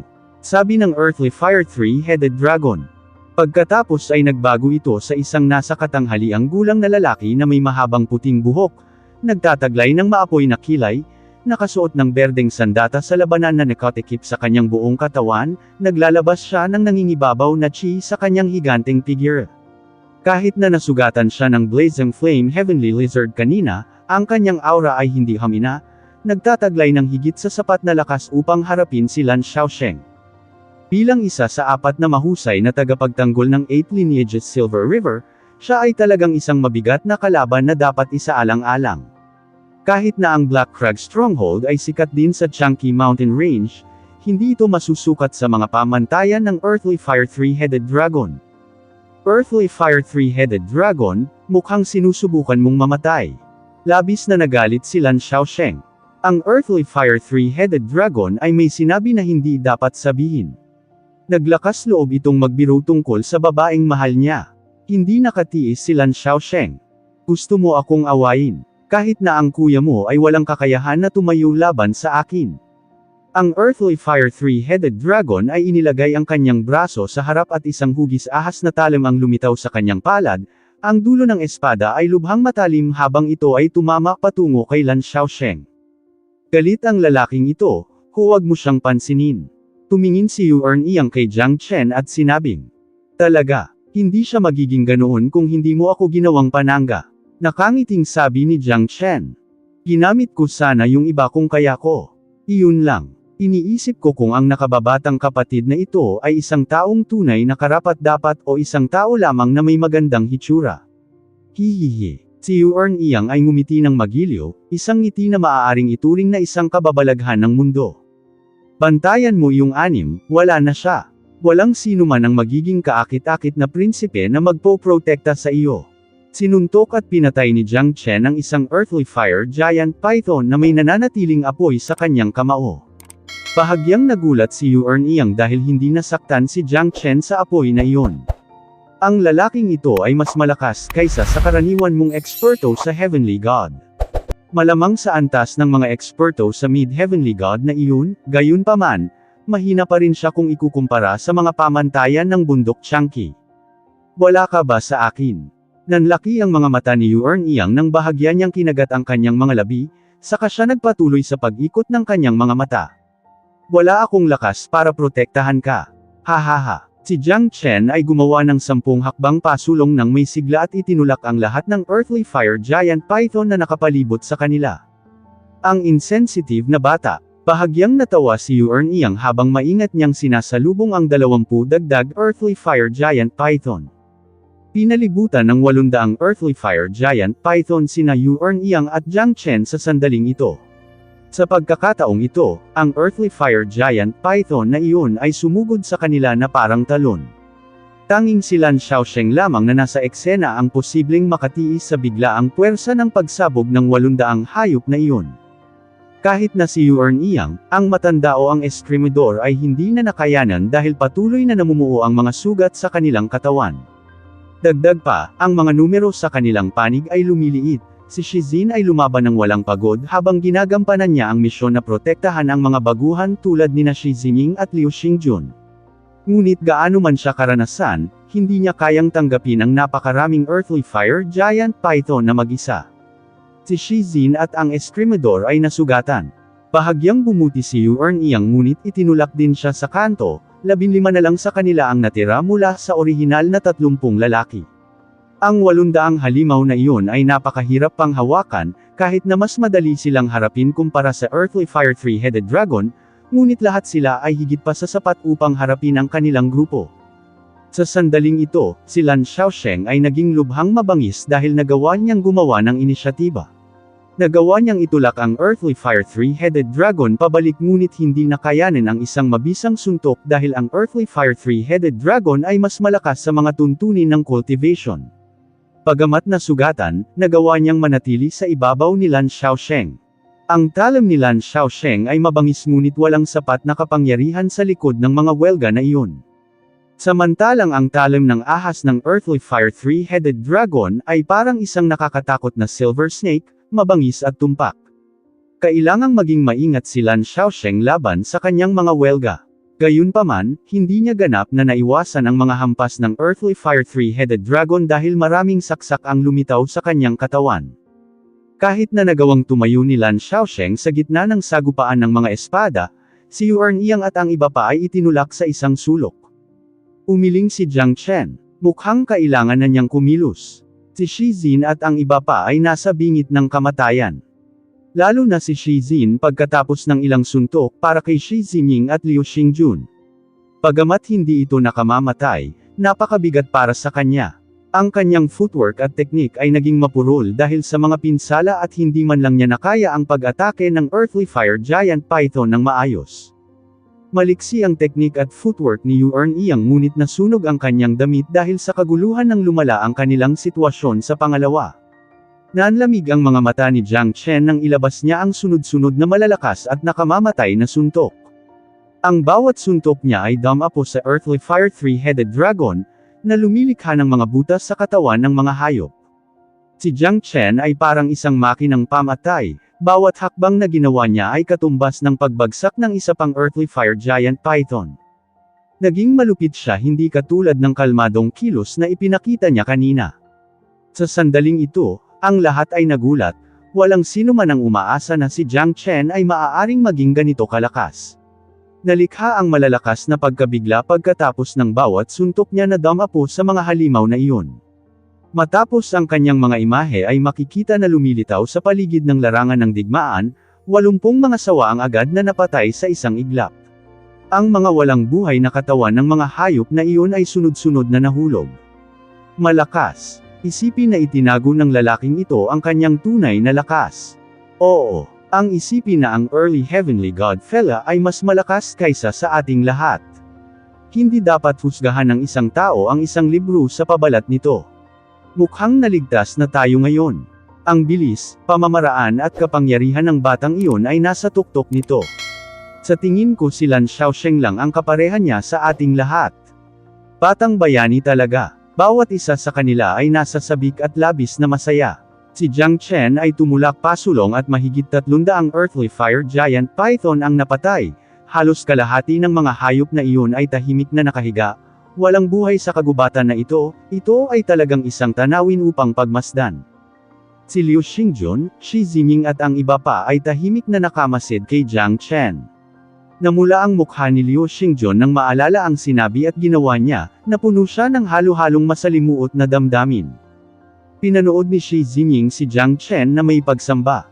Siya ay tulad ng isang anghel na bumaba sa kanyang puso, isang tagapagtanggol na nagpoprotekta sa kanya mula sa lahat ng pinsala, pinuputol ang earthly fire giant pythons ng sunod-sunod. Ang ganitong mga nakakatakot na pag-atake, ito ay hindi kapanipaniwala. Ito ba ang lakas ng labanan ng isang maagang makalangit na Diyos? Hindi kapanipaniwala. Tahimik na nakatingin si Zin. Nahulaan na niya ngunit piniling huwag maniwala, ngunit ngayong ipinakita na ni Jiang Chen ang kanyang mga kakayahan, sa wakas ay naunawaan na niya kung gaano kababa ang taong ito. Noong panahong hindi siya sinagot ni Jiang Chen kung buhay o hindi ang kambal na dragon leopards, kung siya man ang pumatay sa kanila. Mukhang hindi na kailangan ng anumang patunay o sagot ang hula ni Shi Zin. Sa simula pa lang, nakita niyang may kakayahan si Jiang Chen at pinili niyang imbitahin siya sa team dahil doon ngunit hindi niya inaasahan na ililigtas niya silang lahat. Little brother, nagiging cute ka at mas misteryoso sa pangalawa. Ngumiti si Yuan Iyang, na may bakas ng pagkagulat sa kanyang mga mata. Hindi magkatugma ang cultivation realm at battle strength ni Jiang Chen. Hindi niya kayang ipakita ang ganoong kapangyarihan. Si Jiang Chen ay parang isang matalim na kutsilyo na tumatawid sa mga earthly fire giant python na parang mantikilya. Ito ay tulad ng isang patayan na may isang panig, tulad ng isang lobo na tumalon sa isang kawan ng mga tupa. Napatay ni Jiang Chen ang kalahati ng earthly fire giant python na iyon, na ikinagulat ng lahat. Sa kabilang panig, napansin ni Lan Xiaosheng at ng earthly fire three-headed dragon ang nangyayari. Nagulat din si Lan Xiaosheng, kahit na bahagyang dahil madali rin niyang mapapatay ang earthly fire giant python na iyon ng walang pagsisikap. Ngunit ang earthly fire three-headed dragon ay hindi pareho ang pakiramdam, pinatay ni Jiang Chen ang higit sa kalahati ng kanyang mga supling at ang bilang ay tumataas. Kung magpapatuloy ito, ang lahat ng kanyang mga supling ay maaaring mapatay at iyon ay isang malaking kawalan. Nakatali ang mga kamay ni Lan Xiaosheng at hindi siya makaalis. Bagamat siya ay nasa talo, nagawa niyang magdulot ng kaunting gulo para sa dragon na may 3 ulo. Ngayong may isang makapangyarihan sa grupo, na nakagambala sa mga plano ng earthly fire three-headed dragon, wala nang mapapala kung ito ay magpapatuloy pa. Ang mga mata ng three-headed dragon ay napuno ng mag-isa na si Jiang Chen. Si Jiang Chen ay parang isang berdugo, bawat isa sa kanyang mga suntok ay nakamamatay, sunod-sunod na pumapatay sa kanyang mga suntok lamang. Ang mga suntok na iyon ay parang tinatamaan ang kanyang katawan ng sunod-sunod na bumagsak ang kanyang mga supling at wala siyang magawa para pigilan ito. Mas marami siyang mawawala kung magpapatuloy ang laban na ito. Ngumisi si Lan Xiaosheng. Bakit? Isang napakalaking bawal ang magpadalos-dalos, ngayon ka na ba nagbabalak sumuko? Nanunuya si Lan Xiaosheng. Ang earthly fire three-headed dragon ay lalong nagalit dito. Mas mahina ka sa akin, sa tingin mo matatalo mo ba ako kung hindi dahil sa bastos na lalaking iyon? Ang earthly fire three-headed dragon ay nagngangalit ang kanyang mga ngipin at sinabi. Pagkatapos ay naglunsad siya ng isang sword strike. Tinakpan ng malaahas na mga espada ang kalangitan habang ito ay pumutok patungo kay Lan Xiaosheng. Ang huli ay umatras na naguguluhan, at nagawang depensahan ang welga na ito. Tumingin si Lan Xiaosheng kay Jiang Chen. Ang lalaking ito ay naging focus ng lahat. Oo, kung hindi dahil sa kanya, lahat ay patay kapag ang earthly fire three-headed dragon ay nakatali sa mga kamay ko. Ngayon na higit sa kalahati ng kanyang mga sawa ang nasugatan o namatay, nawala na siya ng kumpiyansa na ipagpatuloy ito. E ano ngayon? Hahaha, tingnan natin kung kaya mo itong hawakan. Naiinis na sabi ni Lan Xiaosheng. Bastos, Lan Xiaosheng, Black Crag Stronghold, tatandaan ko ito. Tiyak na kakulayan ko ng pula ng dugo ang Black Crag Stronghold kapag nakabalik na ako. Ang mga lumalaban sa 8 Lineages Silver River, ipinangako kong papatayin silang lahat. Ang Earthly Fire 3-headed dragon ay balisa. Kung ang dragon na may 3 ulo ay patuloy na matigas ang ulo, kung gayon ang lahat ng 800 sawa ay mamamatay lahat. Para sa kapakanan ng kinabukasan, napilitan siyang umatras, kung hindi, sobra-sobra ang mga nasawi at pinsala. Kung iisipin ay ganito kaina ang 4 na dakilang tagapagtanggol ng 8 Lineages Silver River, talagang nakita ko na ang lahat. Hahaha, sabi ni Lan Xiaosheng habang tumatawa ng malakas. Ang Earthly Fire 3-headed dragon ay humagulgol habang pinangungunahan niya ang Earthly Fire Giant Pythons at umalis sa lugar. Hindi niya inaasahan ang resultang ito ngunit habang may buhay may pag-asa. Tatandaan kita, anak. Ang Earthly Fire 3-headed dragon ay mahigpit na nakatitig kay Jiang Chen habang siya ay tumalikod ng hindi gusto, na inakay ang natitirang Earthly Fire Giant Pythons palayo. Sa sandaling ito, ang kagubatan ay naging tahimik, nakakatakot na tahimik. Maraming pinahahalagahan, kapatid. Baka namatay tayo dito kung hindi dahil sa'yo. Oo, maraming salamat. Hinding-hindi kami makakapagpasalamat sa iyo. Batang bayani, siguradong isa ka sa pinakamatapang at pinakamakapangyarihang kabataan na nakita ko. Hahaha. Tama ka. Isang bata at promising na bata. Kahit na ikaw ay nasa early heavenly god realm lamang, ang iyong lakas sa pakikipaglaban ay mas nakakatakot kaysa sa amin. Isang tunay na walang katulad na halimaw. Panipig. Walang pagdadalawang isip na pinuri ng short-haired swordsman at ng iba pa si Jiang Chen. Dahil nagawa niyang mag-isang humarap sa kawan at iniligtas silang lahat sa yakap ni kamatayan. Si Jiang Chen ang naging bayani para sa mga taong ito. Pinagmamasdan ni Jiang Chen ang mga Earthly Fire Giant Python na iyon na nagtatakbuhan, hindi na humabol pa. Pinakamainam na umalis sa lugar na ito sa lalong madaling panahon ng hindi nakakaakit ng higit pang mga kaguluhan. Kung hindi, magiging masama kung ang kabilang partido ay bumalik ng mas malakas at mas malupit. Bagamat hindi niya alam kung anong kapangyarihan ang taglay ng 8 Lineages Silver River, dahil napakaraming tao ang natatakot sa 8 Lineages Silver River, hindi matalinong pasabugan ang lahat ng ito. Tumingin si Yuan Iyang kay Jiang Chen, lalo siyang nagustuhan dahil ang lakas ng pakikipaglaban na ipinakita ni Jiang Chen ay nagpapahintulot sa kanya na igalang ng iba. Bayani, haha, kung hindi dahil sa paghawak ko sa Earthly Fire 3-headed dragon, namatay na kayong lahat at wala nang makakaligtas sa kanya. Haha, joke lang yun. Napabuntong hininga ang iba dahil sa panunuya ni Lan Xiaosheng. Tama siya, ngunit ang mga salitang iyon ay napakatalam sa kanilang pandinig, ito ay puno ng puot. Si Jiang Chen ay hindi nabigla sa mga salita ni Lan Xiaosheng. Walang alinlangan, ang huli ang pangunahing nagambag sa labanang ito. Hindi man lang nag-abalang makipagdebate si Jiang Chen sa lalaki. Isa pa, hindi niya talaga pinahalagahan ang mga papuri na iyon, kung hindi, simula pa lang ay kumilos na siya. Pakinggan, si Kuya Lan ay matuwid. Patay na sana kami kung hindi dahil sa kanya. Haha, si Kuya Lan ang tunay na bayani. Paano tayo hindi makapagpapasalamat? Panipig. Tama ka, Kuya Lan, ipinagmamalaki ka namin. Nagalit si Lan Xiaosheng sa mga papuri na iyon. Ang mga lalaking ito. Ayos ka lang. Yuan Iyang. Si Yuan Iyang lang ang inaalala ni Lan Xiaosheng. Ang munting babaeng ito ay nagpapasalamat sa pag-aalala ng Panginoon, ayos lang ako. Walang pakialam na sabi ni Yuan Iyang, na nagbibigay ng distant vibe. Yuan Iyang, bakit lagi mo akong ginaganito? Sabihin mo sa akin, dahil ba sa bastos na iyon? Tiningnan ni Lan Xiaosheng si Jiang Chen na may malamig na titig, na lubos na pag-alit. Kahit na nailigtas ni Jiang Chen ang mga lalaking iyon, wala itong ibig sabihin para kay Lan Xiaosheng. Pare-pareho ang pakikitungo ko sa lahat. Hindi ito nagko-concert kahit kanino. Sabi ni Yuan Iyang. Tumanggi akong maniwala. Papatayin ko siya ngayon at tingnan kung ano ang gagawin mo tungkol dito. Malamig na tumawa si Lan Xiaosheng habang naglalakad patungo kay Jiang Chen. Lahat ito ay salamat sa iyo, little brother. Hindi ko maipahayag ang aking pasasalamat sa isang mas mahusay na paraan. Ako, si Shizin, ay sa wakas ay nakasaksi ng isang tunay na eksperto, Isa na hindi ipinagmamalaki sa publiko. Hindi ko man lang may kumpara laban sa iyo. Hehe. Shizin shook his head and chuckled. Ba, Kuya Shi, masyado kang nagpapalabis. Mamamatay tayong lahat kung patuloy kong itatago ang aking lakas. Sabi ni Jiang Chen.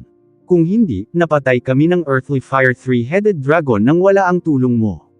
Pagamat si Xiaosheng ang humaharang dito, sa kalaunan ay papatayin kami ng Sangkawan. Kaya, ikaw ang pinakamalaking kontribusyon sa labanang ito. Sabi ni Zin.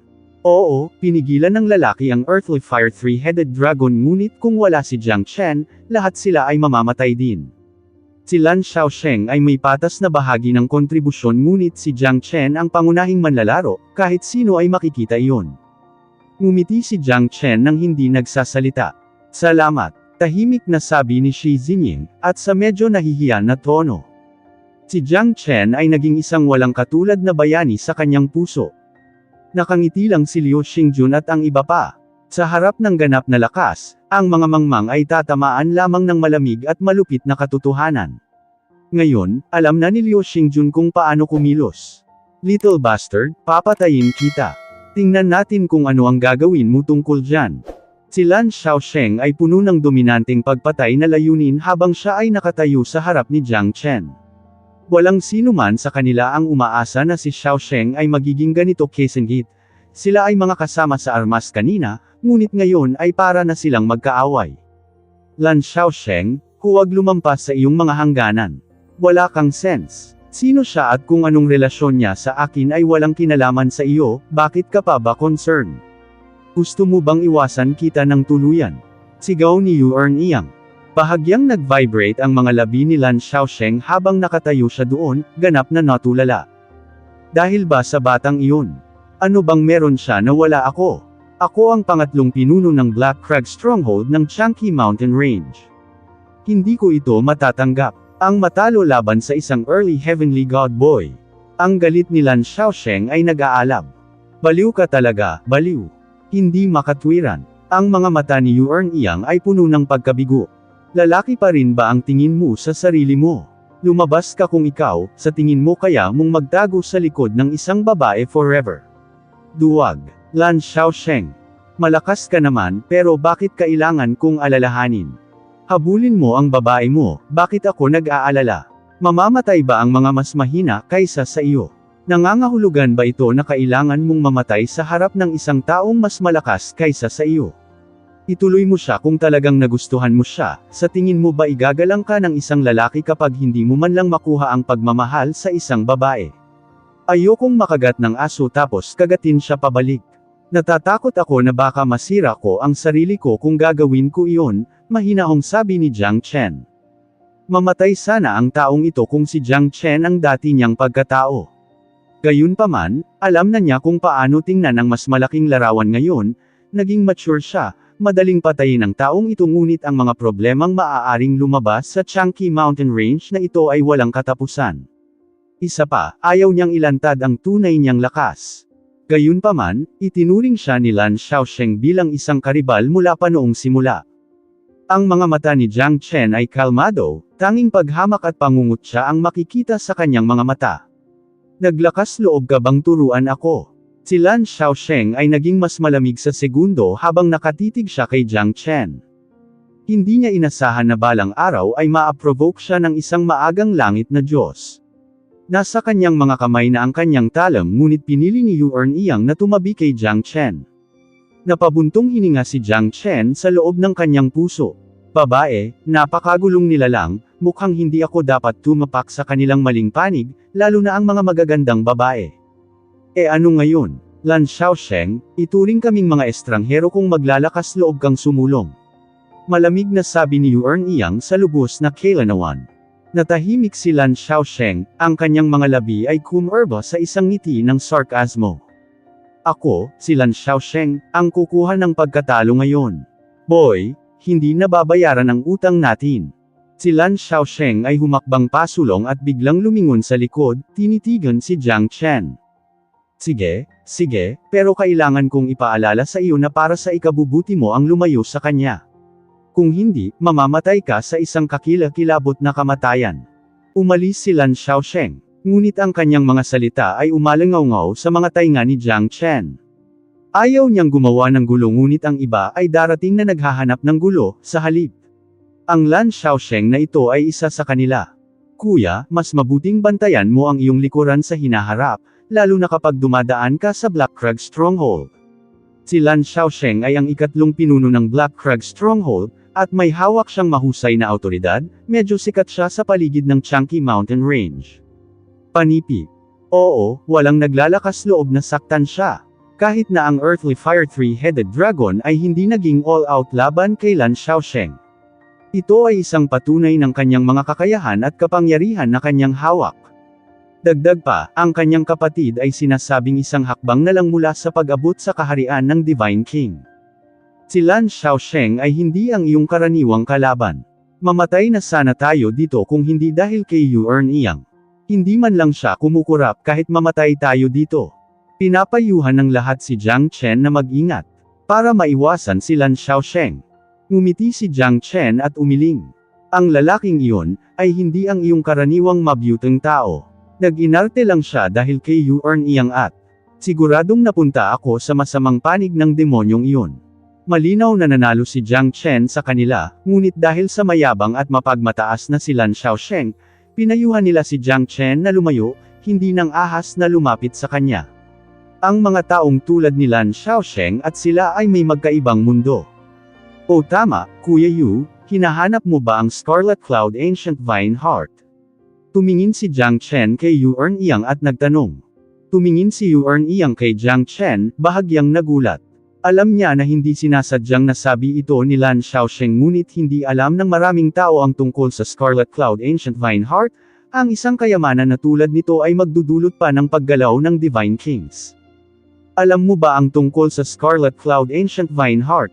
Narinig ito mula dito at doon, sabi ni Jiang Chen. Napakatalino ni Yu Erniang, paanong hindi niya ito mapapansin? Si Jiang Chen ay halatang interesado sa Scarlet Cloud Ancient Vine Heart, kung hindi, hindi siya kusang loob na nagtanong sa kanya. Gusto mo bang makuha ang Scarlet Cloud Ancient Vine Heart? Tanong ni Yu Erniang. Hayaan ko ang tadhana ang magdesisyon. Malinaw na makukuha ko ito kung may pagkakataon ako. Ang gayong kayamanan, ay makukuha lamang ng mga taong nakatadhana at pinapaboran ng tadhana. Hehe. Ang Scarlet Cloud Ancient Vine Heart, ang pinakadakilang kayamanan ng Changqi Mountain Range ay lilito lamang isang beses bawat 10,000 taon. Isang kayamanan na may mystical healing effect, isa na hinahanap ng marami. Pulong ni Yu Erniang. Halatang interesado rin siya sa Scarlet Cloud Ancient Vine Heart. Bahagyang tumango si Jiang Chen, hindi niya inaasahan na marami pang alam si Yu Erniang tungkol sa Scarlet Cloud Ancient Vine Heart. Dagdag pa, ang nasabing kayamanan ay lilito lamang tuwing 10,000 taon, kung iisipin na ito ay lilito sa Changqi Mountain Range, ito ay tunay na kaloob ng Diyos. Sumunod ka sa akin kung gusto mong makuha ito. Makukuha mo man o hindi, depende sa swerte mo. Tumingin si Yu Erniang kay Jiang Chen, ang kanyang mga labi ay nakakurbo sa isang mapanuksong ngiti, ang kanyang kaakit-akit na mga mata ay naglalabas ng mga nakakapanakit na hormones, lubhang mapang-akit. Bakit pakiramdam ko sinusubukan mo akong hilahin sa isang bitag? Tumingin si Jiang Chen kay Yu Erniang. Nakakatakot ang babaeng ito, lalo na ang mapang-akit niyang mga mata, na maaaring mang-akit ng iba na gawin ang kanyang utos. Nahulog na sana siya sa palda niya kung hindi malinis ang puso niya. Gayunpaman, si Yu Erniang ay walang masamang hangarin sa kanya, kung hindi niya mapoprotektahan siya mula kay Lan Xiaosheng. Likas na magiging masaya ako na magkaroon ng isang mahusay na katulong. Isa pa, ikaw lang ang nakakaalam kung ano ka talaga. Yu Erniang chuckled charming, dahilan para mapatingin sa kanya ang mga lalaki. Siya ay isang natural-born honey trap. Mukhang mas malakas si Lan Xiaosheng kaysa sa akin. Walang pakialam na sabi ni Jiang Chen. Hindi ko siya gusto. Hindi ba ibig sabihin na natanggap ko na ang pabor ni Big Sis Yu? Ngumiti si Jiang Chen. Honey-tongued little brother. I thought you're an insensitive man but to think you have such a sly tongue. Hay, parang lahat ng lalaki sa ilalim ng langit ay pare-pareho. Iginala ni Yu Erniang ang kanyang mga mata na parang balo. Ikaw ang nagsabi, ayaw mo sa pagiging makikitid, makulat na lalaki. Unlike me, low-key, luxurious, and tolerant na lalaki. Sabi ni Jiang Chen sa seryosong tono. Patuloy na pinatawan ni Jiang Chen si Yu Earnyang, ang kaligayahan sa kanyang mga mata ay isa na hindi niya ipinakita noon. Sa kabilang panig, si Shi Zinying ay labis na nagalit habang siya ay naghaharutan. Nakita sina Jiang Chen at Yu Earnyang na masayang nag-uusap doon. Siya ay lubhang malungkot. Bakit? Nagseselos ka ba? Tumingin si Shi Zin sa kanyang pamangkin, ang kanyang mga labi ay nakakurbo sa isang bahagyang ngiti. Ang kanyang maliit na aksyon ay nagligtas sa kanilang lahat. Si Jiang Chen ay isang tunay na halimbawa ng palaging may mas malakas kaysa sa iyo. Isang maliit na maagang langit na Diyos na nagawang iligtas silang lahat. Ako, nagseselos. Hehe, tigilan mo na ang pagbibiro. Tiyo, sa tingin mo ba magseselos ako sa taong walang kaugnayan sa akin? Bakit naman ako magseselos? Niligawan na siya ng fox na yun, tingnan mo, nakangiti ng sobrang saya, sino ba naman ako para ikumpara? Sabi ni Shi Zinying. Alam na ni Shi Zin ang sagot, at ngumiti ng hindi na hinihikayat pa. Little brother, ipagpatuloy ba natin ang ating paglalakbay? Tanong ni Shi Zin kay Jiang Chen. Tumingin si Jiang Chen kay Shi Zin at sinabi, paumanhin, Kuya Shi, gusto kong sundan si Yu Earnyang at umalis. Sorry talaga. Bahagyang natigilan si Shi Zin. Bagamat medyo nadismaya, iyon ang pinili ni Jiang Chen, nagkataon lang silang nagkita, iyon lang. Ayos lang. Walang katapusang piging. Magkita tayong muli sa hinaharap. Sabi ni Zin. Magkita kita tayo, Kuya Shi. Umalis si Jiang Chen pagkatapos magpaalam, naghahanda na umalis kasama si Yu Earnyang. Dahil kailangan niyang makuha ang Scarlet Cloud Ancient Vine Heart. Anong sinabi ko? Ni minsan ay hindi niya kami tiningnan ng maayos. Ngayong nandyan na ang Tusong Fox na iyon, natural na siyang susunod sa kanya. Hehe, pare-pareho lang ang mga lalaki. Sabi ni Shi Zinying sa kakaibang tono. Umiling si Jiang Chen dahil alam niya ang nangyayari, at hindi nag-abala pang sumagot. Dahil alam niyang hindi na niya kailangang magpaliwanag sa kanila. Buhay niya iyon, pinili niya. Isang sulyap ng luha ang makikita sa mga mata ni Shi Zinying habang siya ay tumalikod. Mayroon bang isang babae na hindi nagkagusto sa isang tao? Pero ano ang masasabi niya? Paano niya mapananatili si Jiang Chen sa tabi niya? Mula sa kasuklam-suklam na naramdaman niya mula sa simula hanggang sa pagmamahal na naramdaman niya sa huli. Siya ang tipong madaling magpakita ng kanyang emosyon, ngunit alam niyang pareho silang mga taong mula sa magkaibang mundo. Ang pagpapakawala ay isa ring uri ng pag-ibig, ang pagbitaw sa pananatilang magkasama magpakailanman para sa kapakanan ng pag-ibig. Bakit ako malulungkot kung kaya mong makamtan ang mundong pinakawalan ko? Tumangala si Zinying at ngumiti habang bumubulong. Sana ang taong minahal ko ay maging isang bayani na matuwid.